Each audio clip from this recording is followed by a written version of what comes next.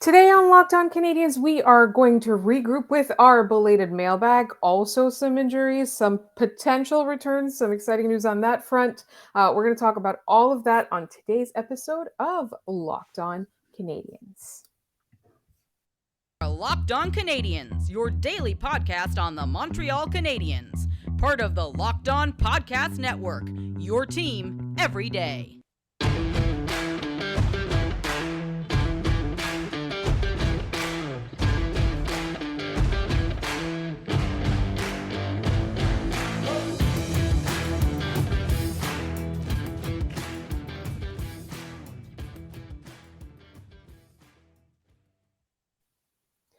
Hi there, everyone, and welcome to episode 816. Today's episode is brought to you by Gametime.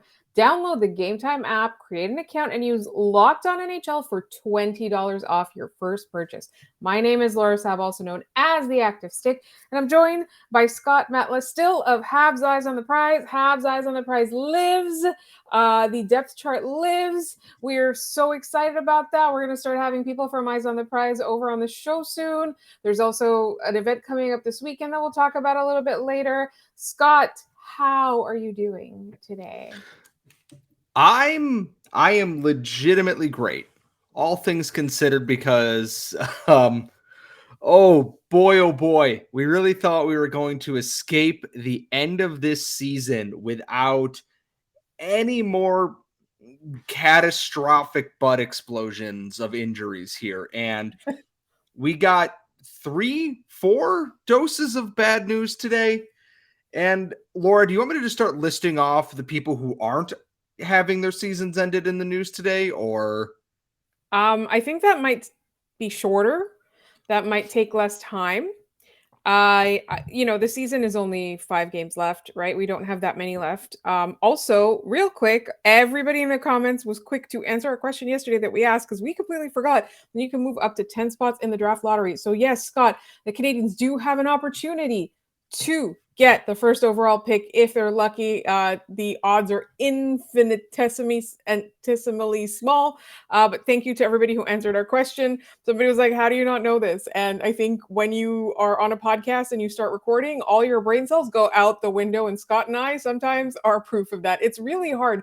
It does feel like you're on the spot sometimes. But anyway, let's go back to the news of the day.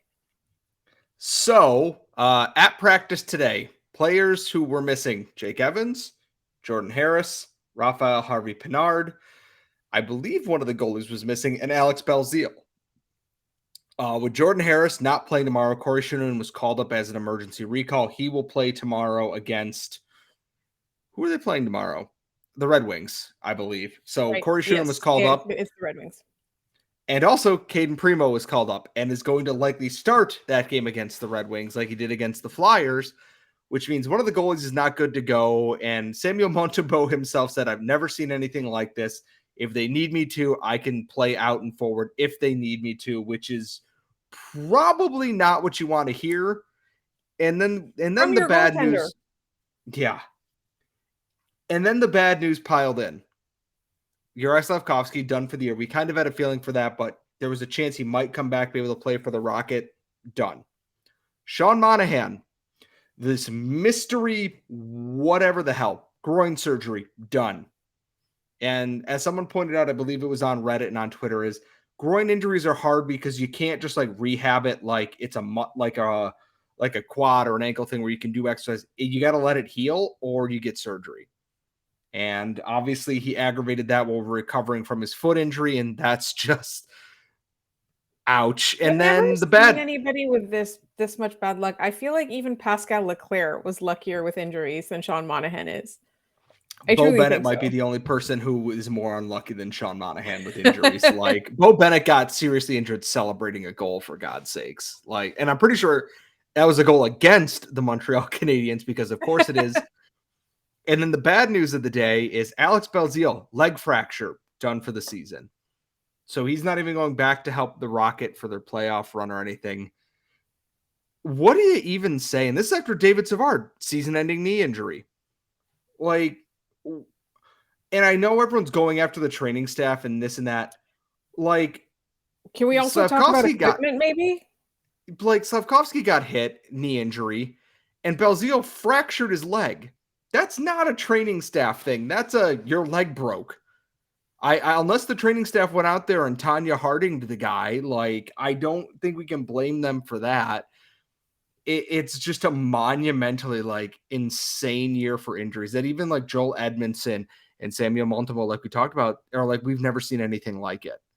I've never seen anything like it. And I lived through last year's Montreal Canadiens team, and this year somehow worse. It blows my mind. It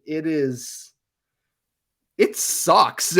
Like, Alex Belzile was fun. He was having a really fun year. And then here we are. I feel like we can't have nice things. The players can't have nice things, but also, we talked about the training staff a lot and the medical staff and all of that.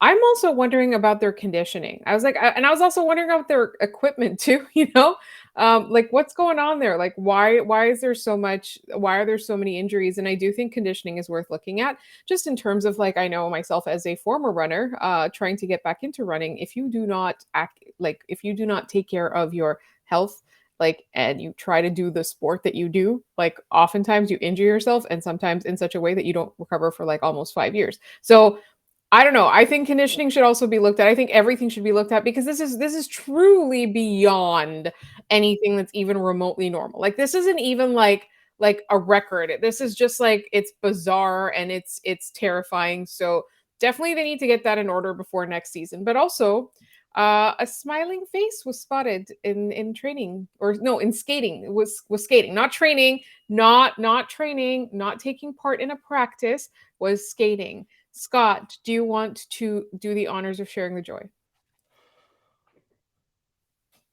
Everybody bring it in real close here. And if you're watching this on video, you just saw me lunge at your screen. I want to bring it all in real tight here, because we haven't had a whole lot of good things to talk about or enjoy in this season, because hockey is a cruel mistress and she's decided, no, I hate you this year. Skating today before practice, not in a non-contact jersey, nothing else. Not, just kind of waiting here. We knew Cole Caufield had shoulder surgery, and we knew he was hanging around the team. He was out of his sling after a certain amount of time. Skated before practice today. I am not saying he will be able to shoot a puck. Because he was skating with both hands free, skating with a stick. I don't know if he was taking shots or anything like that, or if he was just out there to skate in condition. But what I am saying is, I'm not saying that there's not a chance he might play. I think that makes sense. Say that 3 times fast. No. I look at this and I go, this is probably just him getting his conditioning right. I don't think he's in any position to play before the season's over. And I actually might be mad at the Canadiens if they let Cole Caufield play again this season. But if he plays and scores, I'm going to be repugnant. Not that that's much difference than my usual Twitter persona here. Verified or not, verified forever in your hearts. Like, so it's a blessing to finally get good news in what has just been a hippopotamus eating, Taco Bell for the last 3 months. And that's an image that I can get out on this show without violating our contract rules. So enjoy that on your drive to work in the morning. Speaking of your drive to work in the morning, your Friday drive to the morning was disrupted because we had to delay our mailbag because my computer died. So in just one moment, we are going to answer the question that you asked us last week in our makeup mailbag, Tuesday mailbag, if you will. But first, this episode is brought to you by Gametime. How often do you find out an artist you love is going to be in town and you fear you've missed the boat on buying tickets, resulting in a mad scramble to get your hands on some? This keeps happening to me with more than one stand-up comic. Like, I cannot tell you, every single time I'll find out way too late from Facebook or whatever that they're on tour, and then I try and get tickets. It's a mad scramble. I don't get them. And getting tickets should not be that stressful. It should not. And Gametime has flash deals that are, late deals that you'll find the tickets. Not only will you find them, they'll be super, super cheap too. And like Gametime, the app is so easy to use. Gametime is the place for last-minute tickets. Forget planning months in advance. Gametime has deals on tickets right up to the day of the event. Get exclusive flash deals on tickets for football, basketball, baseball, concerts, comedy, theater, and more.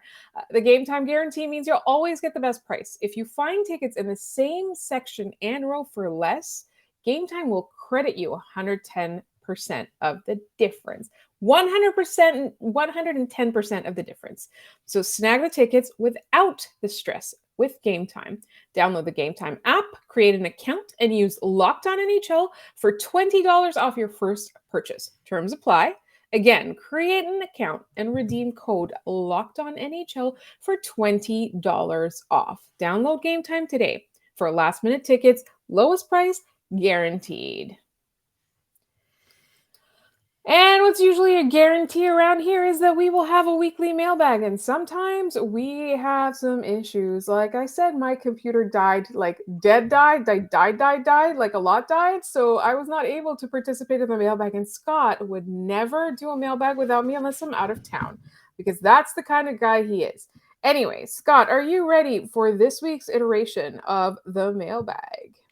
I mean, I am always ready for the mailbag because our listeners come up with all sorts of both insane and also thought-provoking questions, which I deeply appreciate. This question is not insane at all. There's no time limit on this. Goalie Droid, our good friend, asks, what award do you most want a Habs or Habs prospect to win? Does the Conn Smythe count? Like, I think it goes without saying, but if you're going to choose that one, please choose a player. Habs player or prospect? Like, currently they're a prospect, but they could be winning the Conn Smythe a few years from now. I mean, like, Lane Hutson's up there. I mean, I'm gonna, for the purposes of this, Uri Slavkovsky, just because so many people in this fan base and around the NHL are being like, hey, he's a bust, blah, blah. Guy played on a real bad team this year with injuries while struggling, to admittedly adjust. And like Patrick Bexell said on our special last Saturday, probably should have spent a little time in the AHL this year to help with that. And the Canadiens, unfortunately, couldn't really spare him to the AHL because of all the injuries. It's a vicious cycle. I think him winning the Conn Smythe would be, he seems to shine when that spotlight gets on him, like the Olympics, World Championships. I think he would be my pick, saving that Lane Hutson for sure. I think for me, if it's the Conn Smythe, it would be Nick Suzuki. But I also want him to win a Selke one day. I mean, Cole Caufield should win the Rocket Richard at some point, just because, like, when's the last time the Canadiens player won the Rocket Richard? Never. Like, I don't know when it became an award, but I don't think the Canadiens players ever won that award, which is hard because, there was Yager and Lemieux and Gretzky and Ovechkin and etc. Kind of hard to win an award when generational talents are in the league after the award was created. I'm not going to correct you on the show and then be wrong. I'm going to look this up while you're answering the next question. All right. That is from our friend Blaine Potvin. Are all the voting members of the Hobey Baker committee all alumni of the University of Minnesota? My answer is no, they're not. They're all freaking Leafs fans. Scott, you take that away while I look up whether you were wrong or right. The thing is, it's a fan vote, and like actual NCAA like prospect people looking at this went, it's kind of diminishing the name on the award at this point, in that if you just have a bunch of people that can get the most fan votes in, it makes a big part of that. And I'm not even saying Lane Hutson should have beaten Fantilli or Cooley for it, but to not even be nominated after the season he had, it's bad when most of, or pretty much every NCAA prospect person and other prospect people went, no, that doesn't make any sense whatsoever. It's just, yeah, it's a fan vote, and Leaf fans turn out well for things like that. Adam Fantilli was going to get in anyways because he was one of the top forwards in the NCAA, and Logan Cooley, legitimately good this year. My only gripe is with Matthew Nyes being in there, who seems like a great player. but Lane Hudson is a true freshman setting like NCAA under, 18 or under 19 scoring records. Like, come on. So I agree with you with come on. I was wrong. The Rocket Richard Trophy was established in 1999. So no Montreal Canadiens players have won it. You were right. I think I was thinking of something else. Either way, thank you for your question, Blaine. Our friends at Locked On Sharks. Hi, JD.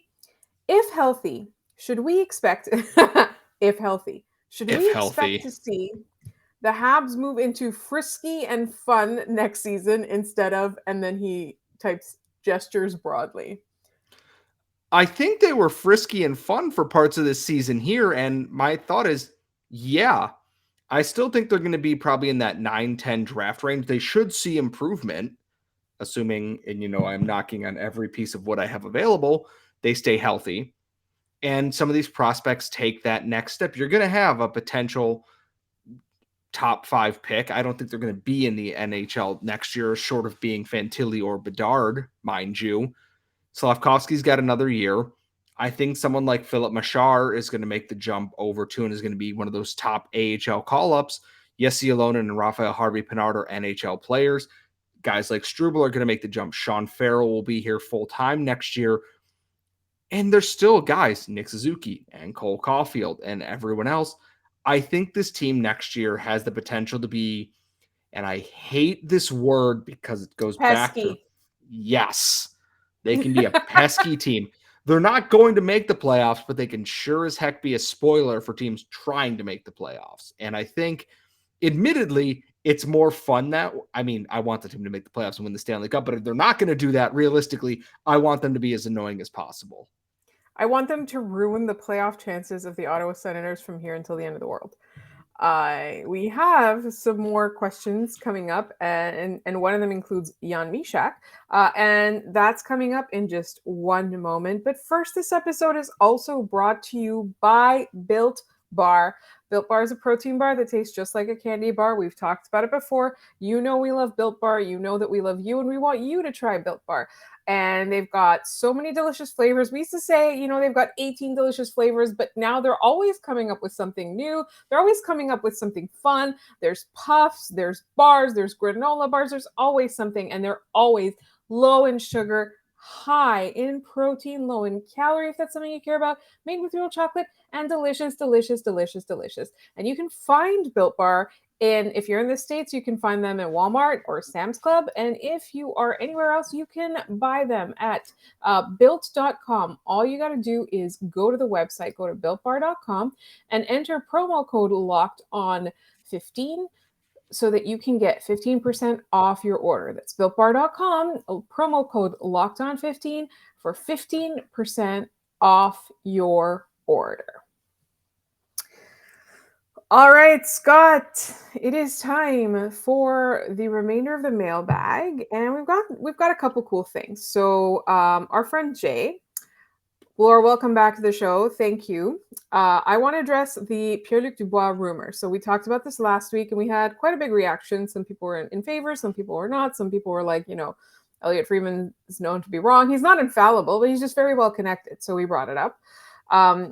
I want to address the PLD rumors. I'm personally not interested in having that player on the Habs. His talent is undeniable. His attitude is what worries me. He strikes me as a very egotistical and selfish. To me, that type of attitude doesn't fit with what they're trying to build in Montreal. He wanted out of Columbus, out of Winnipeg, and now, and so Jay feels that he's becoming very whiny when he doesn't get his way. I'd rather have Owen Beck play center behind Suzuki and Doc, then see who they can draft and develop going forward. So this is actually, this has been a common theme since we started talking about him, honestly. Early in the season, this is not the first time that he's come up. Even before he was traded to Winnipeg, this would come up. He's not happy where he is, and the rumors always, he wants to play in Montreal. He wants to play in Montreal. So I don't personally... I had this problem with Marian Hossa too. So people used to think that he was so selfish because he just jumped from team to team to team until he won a Stanley Cup. He just wanted to win a Stanley Cup. And he had that weird thing where he lost to one team and then won and basically lost back to back. It was very funny, mind you, but and then eventually won, right? And stayed with the team he won at for a while. Yes. But I used to think that too because, and I think at the time it was kind of clouded by the fact that Montreal wanted him and Pittsburgh got him at the last minute of the trade deadline. But I after thinking about it for a while, I was like, how many players are there in the world that are that elite and have that kind of talent? If you're that good at something, you should be able to choose your own destiny. Like, and I would say that if you're let's say you're the top neurosurgeon in the world, you should be able to choose where you work, right? Like which hospital you work at or whatever. So like that's kind of how I look at it, is that like it can seem very selfish in a sport that where you're supposed to sacrifice everything for the team and all of that. And I do kind of get that, like, what if he comes to Montreal and it doesn't work out? He like, it seems to be like he seems to think in his mind that Montreal is the place where he's going to achieve the height of his talent and everything like that. And sometimes it does work out that way, but oftentimes the way that it works out is the opposite of that. Like there's so much pressure, there's hometown pressure, there's you come here and you imagine it's like this like utopia, and it's not. It's interesting. Like I just feel I've been rambling a little bit, but I just feel like I'm off of two minds. Like I understand so well why people think he's whiny and selfish. I understand also so well that he hasn't had the same kind of career yet that that these elite players that I just mentioned have established. Like he's not established as we want him to be, right? So I totally get it, but I also think that like if he is wanting to come to your team and you're able to get him for a reasonable price, whether it's a reasonable return to the other team or a reasonable contract, like I think you at least have the conversation, even though, as you pointed out, Jay, like the Canadians have a logjam at center right now, and they need to figure out what they're going to do and who's going to be their who. And I look at it this way, is that I love Owen Beck. I don't think anyone here is going to, accuse me of not liking Owen Beck as a player. Pierre-Luc Dubois is a top 6 NHL center. We don't know what Owen Beck's ceiling is. He can become Pierre-Luc Dubois, but Pierre-Luc Dubois is Pierre-Luc Dubois right now. And I look at this in that a lot of this, I think, is overblown because hockey loves to do this with players who want to exert some control over what they're doing with their career. And the way things went in Columbus, I think that was just a really bad situation that we're never going to get all the details on, but clearly there was something wrong with that locker room where Dubois felt like he did not fit in with members of it and he wanted to get out. And I'm not going to fault someone like that. And Winnipeg's a weird situation because when things are good, you don't get any news out of Winnipeg whatsoever. And now that things have gotten uneven, Nikolai Ehlers isn't getting good minutes. Rick Bowness doesn't like Mark Scheifele. It's hard to know. Sorry. Fair enough. It's a good point. I couldn't resist. It's hard to say how much of that is going to be on Pierre-Luc Dubois when he's not the only person on that team that is part of what feels like a cataclysm of just crap waiting to happen, whether they make the playoffs or not. If they can get him dirt cheap, you take it every time. And if you get Owen Beck into an NHL, turns into an NHL player, you know what? Great. Wealth of riches, baby. Because you can have a center play wing, but it's hard to have a winger play center. And I look at Pierre-Luc Dubois, where you could have a 3-headed monster at center of Nick Suzuki, Kirby Dach, and Pierre-Luc Dubois in any order. Even if Dach goes to the wing and you have Suzuki, PLD, Beck, Evans, whatever, load up, hoard the wealth, and go from there. I'm not opposed to it, but the price has got to be right there because I get the Canadians don't want to sell the farm for immediate gratification. They've been very good about being patient with what they want to do here. And I get that why they're going to be cautious going into this. And honestly, I think the deal for him is going to be a lot less than people might be expecting. I think so too. So we've got to run through the next questions because we've got some meaty ones, but we don't have that much time left. So Scott, our friend the Bengals fan wants to know, is Jan Mysak actually bad? I remember that there was at least some hype around him, but I haven't heard anything this year about him and if he's developing well. I feel like with all the injuries, Mysak has had a chance to stand out in Laval, but hasn't. So my understanding is that Mysak had an injury himself, right? Yeah, he was out long-term as well. He was out 8 weeks with a lower body injury. And he's still adjusting. Not everyone is going to make the immediate AHL adjustment like Emil Heineman. Mysak is someone that I think is going to take a little bit more time. Their NHL ceiling is considerably lower than what it was originally, but injuries slowed that down a little bit. I still like what Jan Mysak does, but you can see the learning process is still going on. I see moments where it's like, okay, that's something you got to finish. He's a growing project basically, and that's fine. He'll be part of the Rocket again next year. I'm sure he's going to get a little bit more favorable usage there because he's going to be one of the I don't want to say a veteran, but one of the returning players there, and that's okay. I'm not worried about rushing or where Jan Myshak's going to end up right now because there's time still, and that's perfectly okay. A question from Adam Yu on YouTube, our good friend. This is actually, there are 7 parts to this question, but it's very important context. Okay, imagine we're approaching the final week of the season in 2026. You are both hosting the show and doing a live update on the Habs. Could you answer the following questions in the present tense as if you are speaking at that time? So hopefully we're both alive in 2026. We might not be hosting the show, but just say we were. So we're doing the live update last season of 2026. 1, where do the Habs rank in the playoff picture, and what does the top of their division look like? At the top of their division, I hate to say this, it's probably the Buffalo Sabres with Okay. Devin Levi and Rasmus Dahlin. And then it's probably the Habs, Senators, and Leafs in that, depending on what happens with Austin Matthews in that picture there. All right. Okay. Next question. Yes. Who leads the Habs in goals, assists, points, and penalty minutes? Caufield goals, Suzuki assists, points is going to be Suzuki. Penalty minutes will be Arbor Jacki or Xavier Simoneau.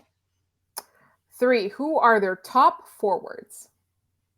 Suzuki, Caufield, Doc, and Slavkovsky. I mean, wishful thinking, yes, but it all depends on who they end up getting in this draft because it's very easily could be like, yeah, Connor Bedard. But Or I think Leo Suzuki, Caufield, Doc, and then question mark. We'll plug Slavkovsky in there for now. Who are their 2 best defensemen? Lane Hudson, Caden Gooley. Mike Matheson might have something to say about that, but Caden Gooley for sure. And I'm gonna go ahead and I'm gonna put my neck out on a limb here and say Jaden Struble. Oh, interesting. I think he has all the Interesting. markings of an athletic defensive defenseman. He won't get the points that Lane Hudson will, but I think with the way that he plays the game and the way that he skates and is physical, I think he could develop into a very good defensive stalwart puck mover for the Canadiens. He'll be underappreciated, but his value will show to those who know to look deeper than counting stats. Who's going to be the heart of the team? This one's tough. I want to go with Jacki. I want to say Jack. I also want to say Raphael Harvey-Pinard potentially. I think Cole Caufield will be like the overly caffeinated Mountain Dew filled heart of the team though, just because he's got that energy to him. What was the most memorable moment of the season? Goalie goal. Man. I was going to say, we're going to get a goalie goal. We're going to get a Samuel Montembeault goalie goal in the last game of the season. And it's going to be against like Florida or whatever. And then finally, talk about Jacki. He's going to beat dudes up. He's going to score 10 goals on the season. He's going to have a bunch of penalty minutes, and people are still going to try him, not knowing that X is going to give it to him. And by it, I mean a concussion. So stop it. For your own health, stop it. And our final question comes from our nemesis. In honor of Marty Walsh taking over the Players Association, what's the funniest possible accent to hear when you're not expecting it? If I'm watching an NHL press conference and all of a sudden I would just hear like Greedo from Star Wars: The Phantom Menace, I think I might actually just be like, or Jar Jar Binks in the middle of a press conference, like, oh, Misa, do the CBA, and just terrible. I think I would just shut it off and be like, I need a new sport. I absolutely need a new sport. I'm just going to go ahead and say that every single time you hear a hillbilly redneck accent, it's funny. It's unless you're expecting, if you're not expecting it, it's funny. Whatever it is, like if it's like a doctor or if it's like an accountant or like whatever it is, when it's like a redneck accent, like very hillbilly, then absolutely I find it really, really funny. And that's it for this week's belated mailbag. We will be back tomorrow with a game recap. And potentially some other stuff, depending on what shakes out in Montreal Canadiens world. So make sure you are subscribed to this podcast wherever you get your podcasts, as well as on YouTube. You can find us on Twitter at LO_Canadiens. You can find Scott on Twitter at Scott Matlow. You'll find me at The Active Stick. You can also email us at lockedoncanadiens@gmail.com, and you can leave comments in the YouTube section. And if you want us to use them as a mailbag question, just put mailbag question at the beginning of the YouTube comments so we can tell the difference. Thank you so much for listening. We will talk to you tomorrow.